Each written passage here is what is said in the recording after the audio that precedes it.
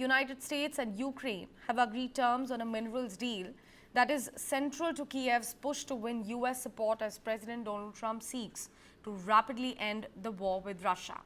Now, this agreement comes after a war of words between Ukrainian President Volodymyr Zelensky, whom Donald Trump last week called an unpopular quote-unquote dictator who needed to cut a quick peace deal or lose his country overall. Trump also said that Ukrainian President Volodymyr Zelensky wants to come to Washington later this week to sign a critical minerals deal that is now central to Kiev's push to win US's ongoing support of its war against Russia. The minerals deal is at the heart of Kiev's bid to win US support, but officials have now negotiated in a shadow of an extraordinary war of words between Donald Trump and Volodymyr Zelensky, who said the US leader was living in a quote-unquote disinformation bubble. Donald Trump's rush to impose an end to Russia's war in Ukraine and his seeming embrace of part of the Kremlin narrative have stoked fear of far-reaching US concessions to Russian President Vladimir Putin that could in fact undermine security in Ukraine and Europe and alter the geopolitical landscape as well.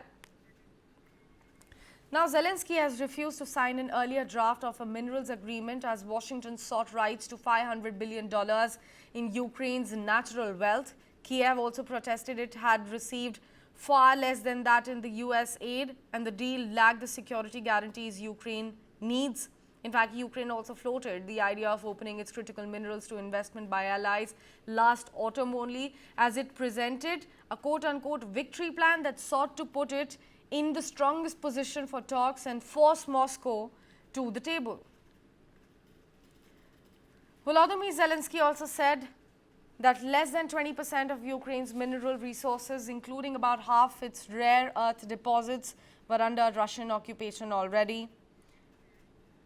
Rare earths are important in the manufacture of high-performance magnets, electric motors, and also consumer electronics. Zelensky said Moscow could open those resources to its allies in North Korea and Iran, both being sworn in as the US's enemies. Russian troops have been gaining ground in the east in fact, for months, throwing huge resources into an unrelenting offensive, while Kiev's much smaller army grapples with a shortage of soldiers and also frets over future weapon supplies from abroad. Zelensky also said that Ukraine had Europe's largest reserves of titanium, essential for aviation and space industry, and uranium used for nuclear energy and weapons. Many of the titanium deposits were marked in northwestern Ukraine, far from the fighting area. Ukraine has rapidly retuned its foreign policy approach to align with the transactional worldview set out by the new occupant of the White House, Ukraine's most important ally at the moment. But Zelensky has emphasized that Kiev was not proposing quote-unquote giving away its resources, but offering a mutually beneficial partnership to develop them jointly.